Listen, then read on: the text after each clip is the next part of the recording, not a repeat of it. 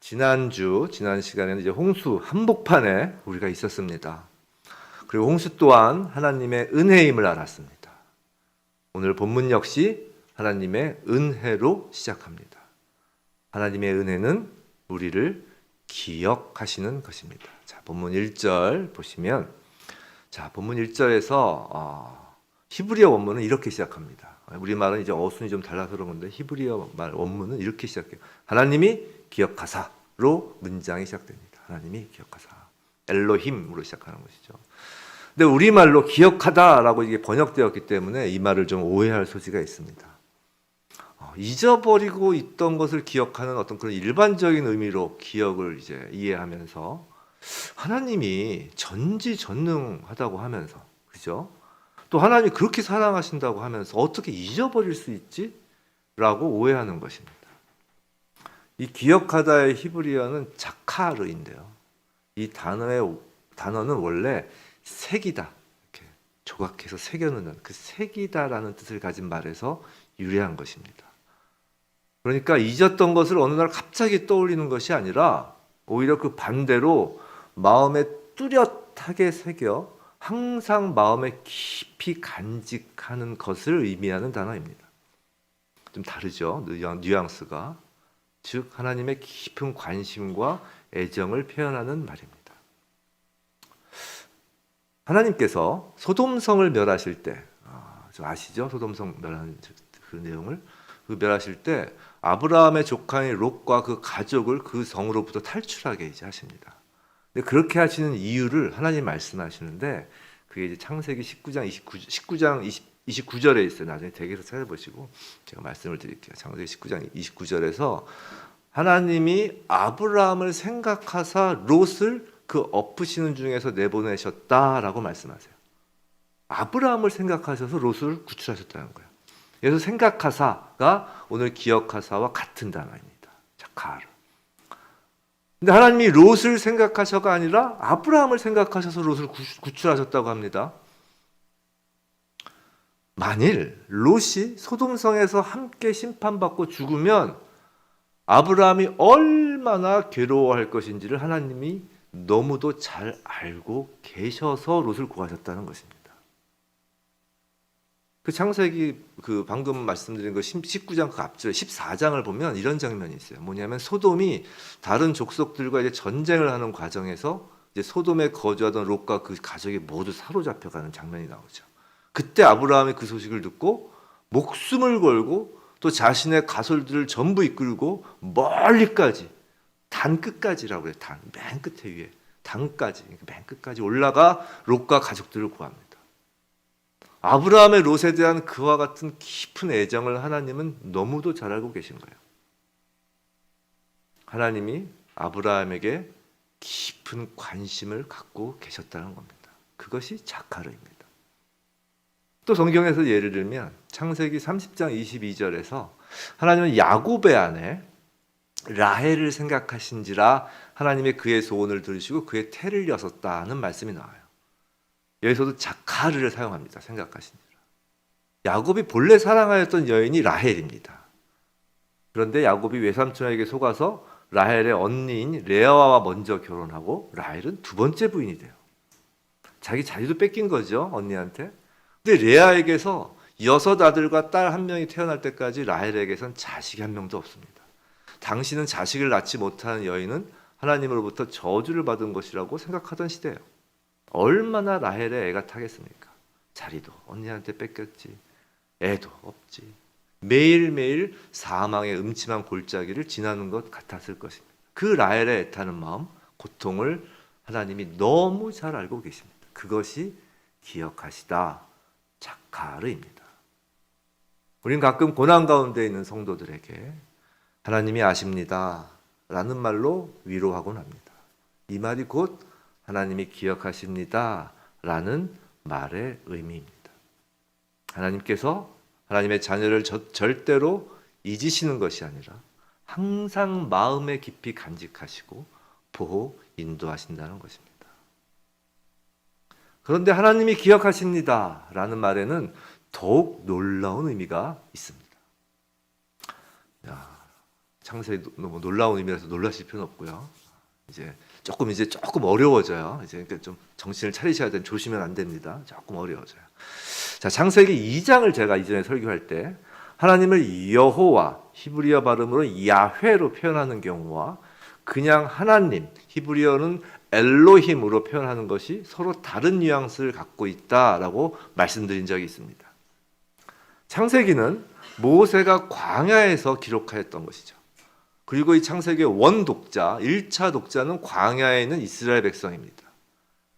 근데 하나님의 언약에 따라 이집트에서 구출되고 이제 곧 가나안 입성을 앞둔 창세기의 그 1차 수신자인 이스라엘 백성에게는 여호와, 야훼라는 이름이 가져다주는 이미지와 엘로힘이 주는 이미지가 다른 거예요. 이 둘의 차이를 다시 간단하게 말씀드리면 여호와, 야훼는 언약과 관련되어 언약을 성실히 지키시는 하나님을 강조하는 명칭이고 엘로힘은 전지전능하신 창조의 능력, 권능의 하나님을 강조하는 명칭입니다. 자, 오늘 보면 8장 1절을 보면 처음 시작이 뭐로 시작한다고요? 하나님이라고 시작돼요. 즉 엘로힘으로 시작합니다. 원어도 그래요. 엘로힘. 그럼 7장을 한번 보세요. 7장 1절을 보시면 어떤 단어로 시작하나요? 여호와께서라고 합니다. 7장에서는 여호와, 야훼, 8장에서는 엘로힘이라고 표현한 이유가 있다라는 거예요. 우리가 7장 앞에 6장 18절 쪽을 보시면 한 장만 살짝 넘기면 돼요. 거기 뭐가 있냐면 하나님께서 노아에게 생명을 보존하여 주실 것에 대한 언약을 세우시는 말씀이 나옵니다. 이 언약이라는 단어가 여기서 처음 나온다고 그랬죠, 성경에서. 그리고 7장에서는 하나님이 그 언약이 성취되는 그 사건이 기록되었기 때문에 하나님께서 언약을 성실히 지키시는 분임을 강조하는 여호와란 명칭이 사용된 것입니다. 여호와는 언약을 지키시며 노아에게 방주로 들어가라고 하시는 하나님이신 거죠. 생명을 보존시켜 주신 그 언약을 지키시는 하나님이십니다. 자, 그러면 8장은 노아가 이제 방주에서 나오는 장면이에요. 그죠? 또 어떻게 보면 이 대홍수에서도 무사히 살아서 방주에서 나오는 것, 이것이야말로 하나님께서 노아의 생명을 보존하시겠다는 언약의 최종적 성취로 볼 수 있잖아요. 그렇기 때문에 더더욱 언약에 신실하신 여호와라는 명칭을 써야 맞을 것 같은데 굳이 엘로힘이라고 쓴다는 것입니다. 왜 그럴까요? 그건 하나님이 기억하신다라는 것이 어떤 의미인지와 연관되기 때문입니다. 두 가지입니다. 첫째, 하나님이 기억하신다라는 건, 즉 하나님이 깊이 가슴에 새기시는 것, 지금부터 기억하다라는 단어를 제가 쓸 때마다 이것은 우리가 잊어버린 걸 생각나는 게 아니라 처음 모두에 말씀드렸죠. 가슴에 깊이 새기는 거라고요. 그렇게 깊이 가슴에 새기는 것은, 하나님께서 기억하시는 것은 언약 자체가 아니라 언약의 대상이라는 거예요. 좀 어렵게 느껴지시나요? 우리가 사실 성경을 읽으면서 어떤 부분에서 잘 이해가 되지 않고 또 오해가 생기는 이유는 성경 말씀이 막 어렵고 신비롭게 기록돼서라기보다는, 물론 그런 것도 있지만, 근데 그런 거라기보다는 우리가 죄로 가득 찬 이 세상의 관념에 빠진 채 성경을 보기 때문이에요. 자, 우린 언약하면 제일 먼저 뭐가 떠오르나요? 금방 계약이란 단어가 떠오릅니다. 그죠? 그리고 계약하면 계약 쌍방 당사자가 각자의 이기심에서부터 시작되어 서로에게 이득이 되도록 협상되어 맺어지는 그 계약의 성립을 금방 연상하는 거예요. 근데 하나님 나라의 언어는 세상의 언어와 방향부터 반대해서 시작됩니다. 이 언약은 이기심에서 시작되는 단어가 아니라 전적인 이타심에 기초한 단어입니다. 하나님의 언약은 하나님 입장에서 하나님 당신을 위한 것이 아니라 일방적이고도 전적으로 언약의 상대방을 위한 것이에요. 개념 자체가 다른 거예요. 계약하고. 세상에서 그래서 계약을 잘 지키는 사람이다라는 말은 그 사람이 얼마나 성실하고 얼마나 정직한지에 대한 칭찬의 말이지만, 언약에 신실하신 하나님이라는 말은 하나님이 성실하고 정직하시다라는 그 말이 아니라 하나님이 얼마나 약속을 잘 지키시는 분인지를 통해 하나님이 칭송받고 높아지려는 것이 아니라, 그런 말이 아니라 언약의 상대방을 위하여 끝까지 일하시는 하나님의 사랑에 관한 말인 거예요. 언약에 신실하시다라는 말은 끝까지 사랑하신다라는 그 하나님의 품성을 얘기하는 거예요. 다시 말하면 언약 그 자체가 하나님의 목적이 아니라 언약의 상대방을 끝까지 사랑하여 지키시고 구원하시는 것이 목적이라는 것입니다. 언약에 매이는 분이 아니라 하나님은 언약의 대상인 그 사람에 매이시는 분인 것입니다. 그럼 왜 언약이라는 형식을 취하실까요? 그건 언약을 통하여 우리로 하여금 우리를 향한 하나님의 사랑을 전적으로 신뢰하도록 하기 위한, 이 사람 편에서의 믿음을 위하여 주신 은혜의 통로인 것입니다. 즉 하나님이 기억하신다라고 할 때 하나님은 당신의 입에서 뱉어내신 언약의 그 말을 기억하시는 것이 아니라 하나님 사랑의 대상, 언약의 대상을 기억하신다는 것입니다. 하나님은 언약을 보시는 분이 아니라 언약 너머에 있는 언약의 대상에 주목하시는 분이십니다. 하나님은 아브라함과 맺은 언약을 생각하셔서 롯을 구원하신 것이 아니라 하나님 아브라함 자체를 생각하셔서 롯을 구원하신 것입니다. 하나님은 라헬 자체를 생각하셔서 아들 요셉을 주신 것입니다. 그래서 자카르, 기억하시는 하나님을, 언약을 기억하시는 야훼 여호와가 아닌 하나님의 가슴에 새긴 피조물을 사랑하시는 엘로힘을 사용하는 것입니다. 성경을 구약, 신약이라고 합니다. 그리고 그 약자는 언약을 의미하는 글자입니다. 성경은 말 그대로 하나님 언약의 책입니다. 그런데 우리가 성경을 읽으면서도 잘 이해가 되지 않는 이유는 언약 너머에서 사랑의 눈으로 우리를 기억하시며 태어나서 죽을 때까지 모든 시간에 우리의 모습과 생각, 우리의 모든 기쁨과 슬픔을 가슴에 새기시는 하나님 마음을 읽지 못하기 때문입니다. 하나님은 약속을 철저히 지키시기 때문에 신실하신 분이 아니라 하나님은 우리를 가슴에 새겨 사랑하시기에 신실하신 분입니다. 우리의 아버지 하나님은 엘로힘 하나님, 우리를 기억하시는 하나님, 사랑하시는 하나님입니다. 둘째로 하나님이 기억하신다는 말은 생명과 연관됩니다. 생명. 그리고 생명은 언제나 하나님의 창조와 관련된 개념입니다. 생명은 오직 하나님만이 주실 수 있는 것입니다.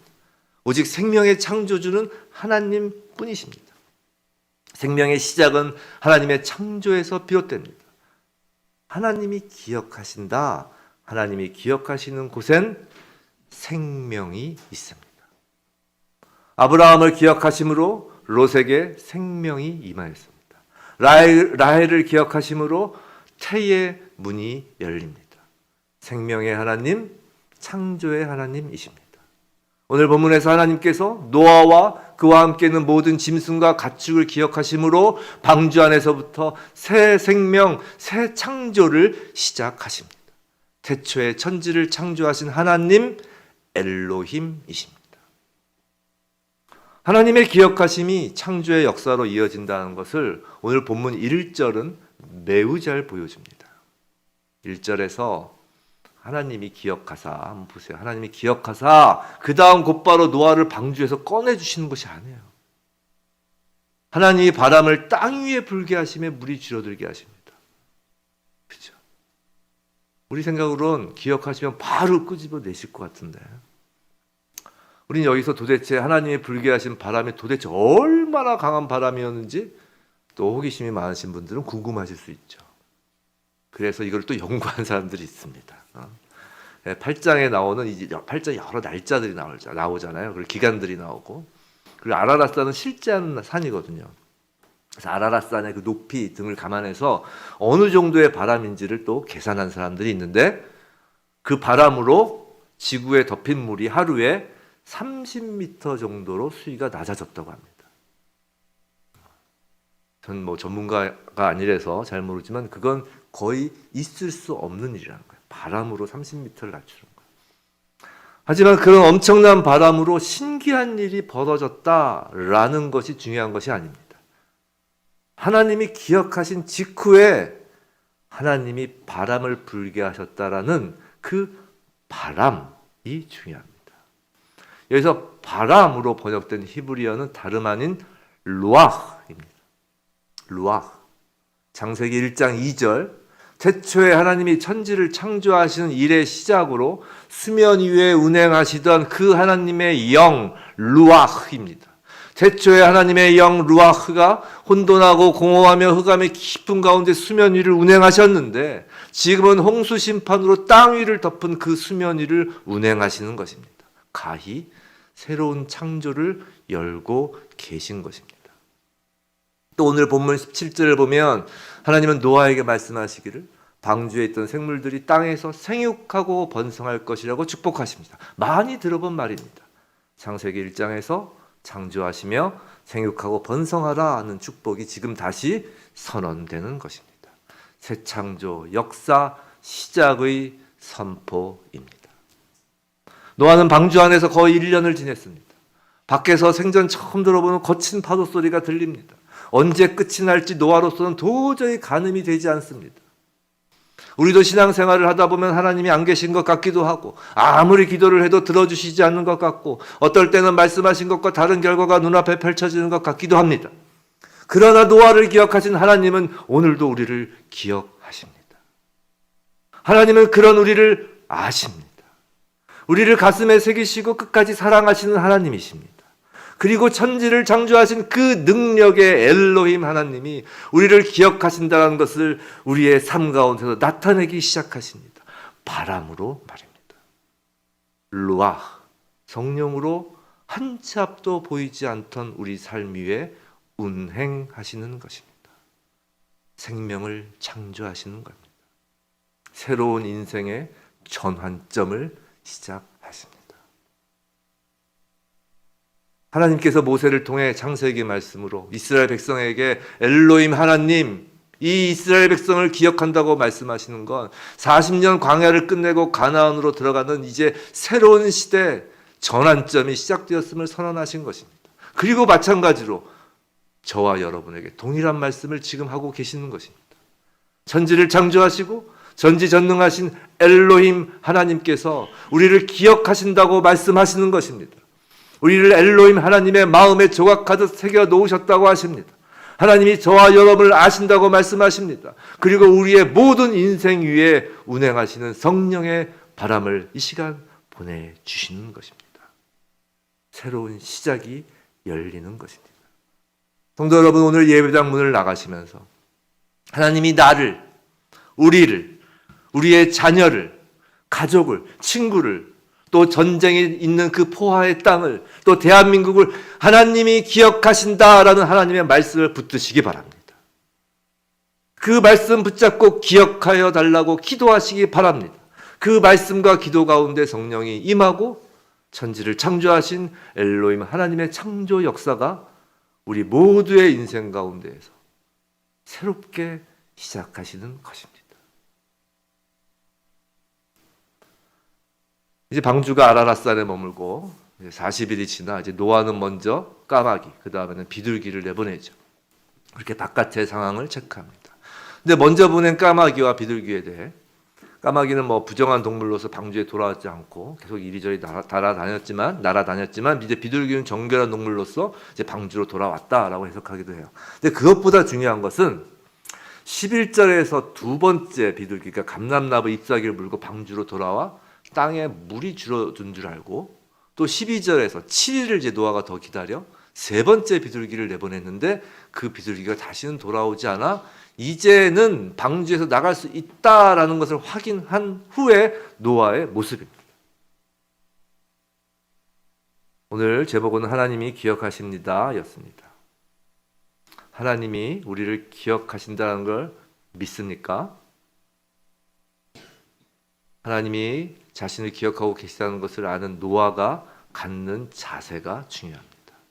하나님이 우리를 기억하시는 것을 깨달은 성도의 자세이기도 합니다. 하나님이 기억하신다의 의미 두 가지를 말씀드렸던 것처럼 이제 하나님이 기억하시는 걸 알고 믿는 성도의 자세를 노아를 통해서 세 가지를 보겠습니다. 첫째, 노아는 하나님께서 하신 일에 대한 수준 높은 기대를 가지고 있었습니다. 오늘 설교가 좀 어려울 수 있어요. 길 수도 있어요. 졸지 마시고 참기 바랍니다. 인내하시기 바랍니다. 다시 첫째로 노아는 하나님께서 하시는 일에 대한 수준 높은 기대를 가지고 있었습니다. 무슨 말이냐면 노아가 기대하는 땅은 단순한 생존을 위한 땅이 아니었습니다. 자, 이제 본문 8절에서 노아는 까마귀에 이어서 비둘기를 내보내는데 이때 노아가 소망하는 땅의 상태를 히브리어 원어를 보면 알 수 있어요. 보통 땅이라고 하면 히브리어로 에레츠라는 단어를 써요. 근데 여기서는 그 단어를 쓰지 않습니다. 특별히 마른 땅이라는 의미를 갖는 아마다라는 단어를 쓰고 있어요. 자, 방주 안에 있던 노아가 기대하고 기다리는 것은 그저 갑갑한 방주에서 벗어나 시원한 공기를 마시는 정도가 아닙니다. 숨을 쉴 수 있을 정도로 물이 허리까지 빠진 상태도 아닙니다. 걸어 다닐 수 있을 정도로 발목까지 물이 빠진 상태에 노아가 만족하는 것도 아닙니다. 노아가 기대하고 기다리는 것은 생존이 아니라 그저 첨벙거리며 걸어 다니는 정도가 아니라 집도 짓고 거할 수 있는, 마음껏 뛰어다니며 활기차게 살 수 있는, 생명을 가진 자답게 살 수 있는 마른 땅인 것입니다. 하나님의 은혜를 받은 노아가 자신을 기억하시는 창조주 엘로힘 하나님의 일하심에서 기대하고 소망하는 것은 그저 땅이 아니라 마른 땅인 것입니다. 모세에게 창세기를 기록하게 하시면서 하나님은 광야에 이스라엘 백성에게 알려주고 싶으신 겁니다.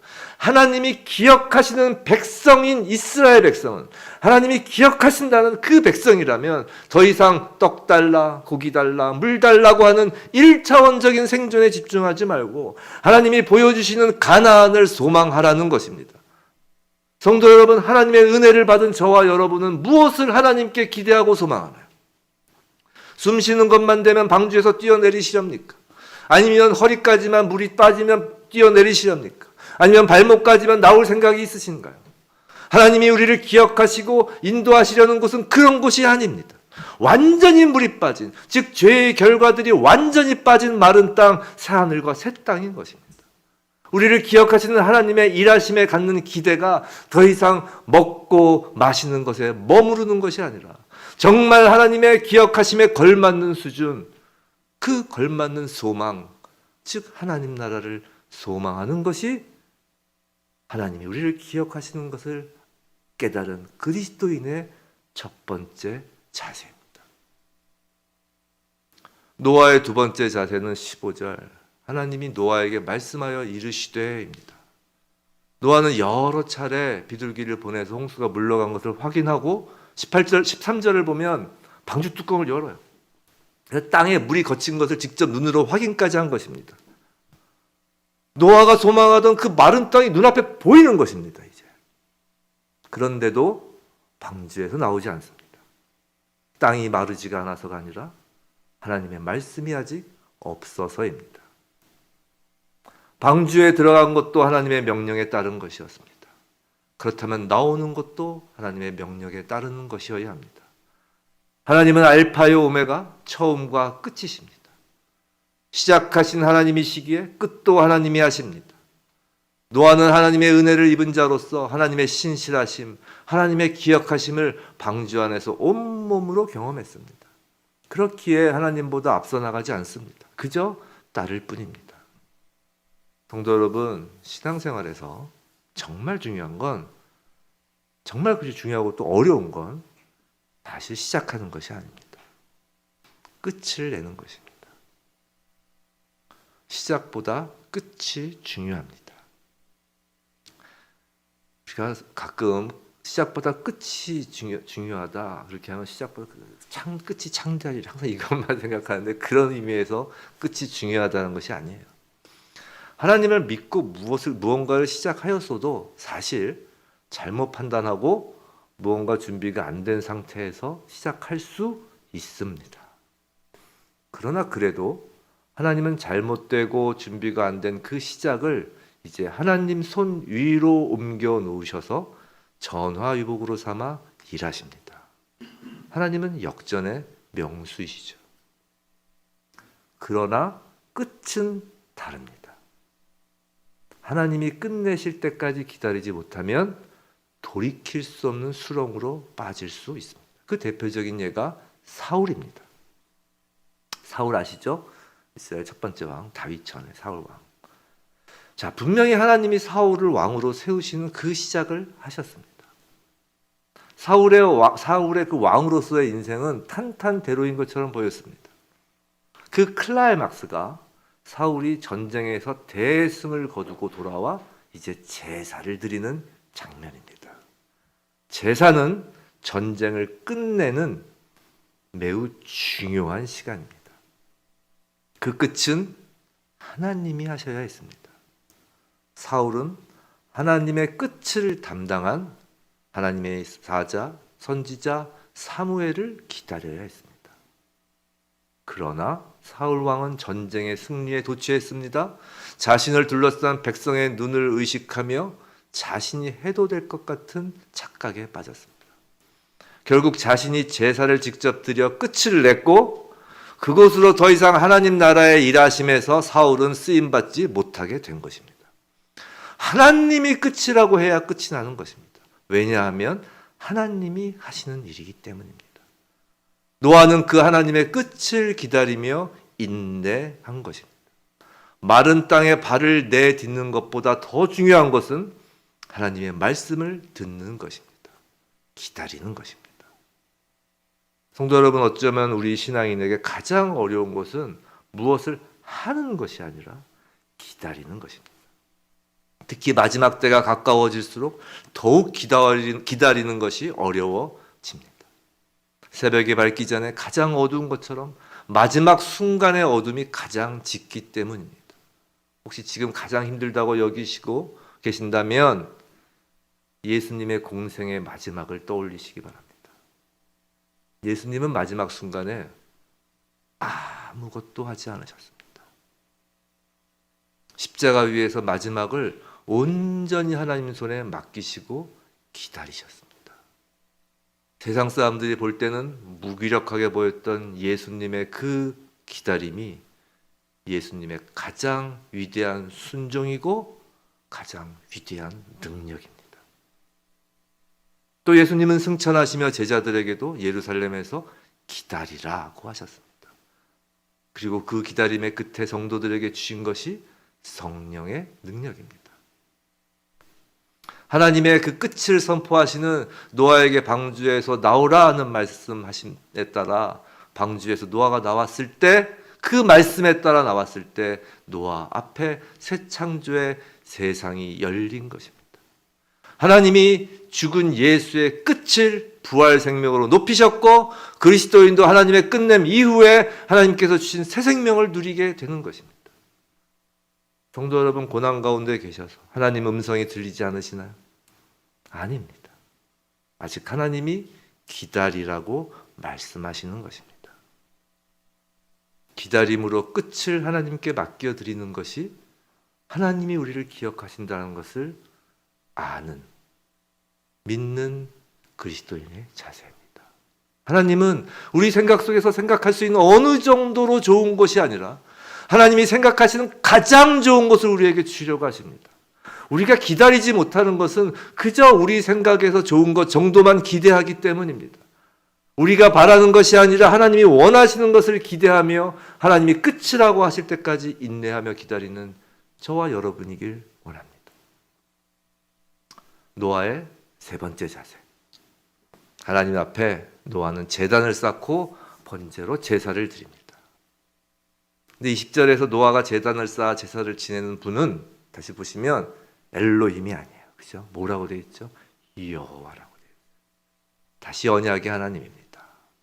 이 제사 이후에 하나님은 노아에게 언약을 하시기 때문입니다. 새 창조 세계에 대한 언약입니다. 근데 이 노아와 맺으시는 이 새 언약에 대해서는 이제 다음 주에 이제 9장과 연관해요. 쭉 이 제사부터 시작해서 살펴볼 것입니다. 오늘은 기억하시는 하나님에 대한 노아의 자세로서의 제사만 보겠습니다. 노아의 이 제사는 누가 뭐라 해도 감사 제사입니다. 그럼 하나님께서 노아와 가족을 살려주신 것에 대하여 감사합니다. 땡큐. 왜 표시로서의 감사일까요? 성경에서 말하는 감사는 땡큐 그런 감사가 아닙니다. 성경에서 말하는 하나님께 대한 감사라는 의미는 하나님이 하신 일을 기억하는 것입니다. 노아는 하나님의 은혜를 기억합니다. 노아는 그 오랜 세월 사람들의 손가락질을 받던 시절 유일하게 곁에 하나님이 계셨던 것을 기억하게 됩니다. 방주의 짐승들을 태우는 것도 결코 만만한 일이 아니었을 것입니다. 그래도 그 일을 가능케 하신 분이 하나님이심을 기억합니다. 다시 말씀드린 것처럼 기억은 새기는 것이라고 했습니다. 자, 방주에 오르고 문이 닫히는 쿵 소리, 자신의 뒤에서 쿵 소리에 가슴이 철렁 내려앉았을 때 그 문 저편에서 문을 닫으신 분이 바로 하나님이었던 것을 노아는 기억합니다. 상상을 초월한 홍수, 세상이 무너지는 그 험악한 소리 가운데 이제 들리지 않는 하나님의 음성. 그러나 그때도 하나님이 안 계신 것이 아니라 다만 침묵하고 계셨던 것임을 기억합니다. 방주에서 나와 새 창조 새 생명을 주신 분이 하나님이심도 물론 기억합니다. 그런데 무엇보다 그 모든 과정에서도 언제나 하나님이 노아를 기억하고 계셨다는 것을 이번엔 노아가 기억하는 것입니다. 그것이 감사입니다. 성도 여러분, 지금 우리는 어디에 서 있나요? 지금 어디에 서 있어도 하나님은 우리를 기억하십니다. 그리고 우리는 오늘 하나님 앞에서 예배를 드리며 하나님을 기억합니다. 예수 그리스도의 십자가 은혜를 기억합니다. 그리고 부활 생명을 예수 안에서 우리에게 품게 하신 그 은혜를 기억합니다. 지금 혹시 하나님께서 침묵하고 계신 것 같아도 하나님은 우리를 기억하십니다. 우리도 그것을 기억합니다. 그것이 감사입니다. 하나님은 오늘도 매일 우리를 기억하십니다. 부디 우리를 기억하시는 하나님 아버지를 늘 기억하는, 그래서 날마다 감사로 살아가는 저와 여러분이길 주님의 이름으로 축원합니다.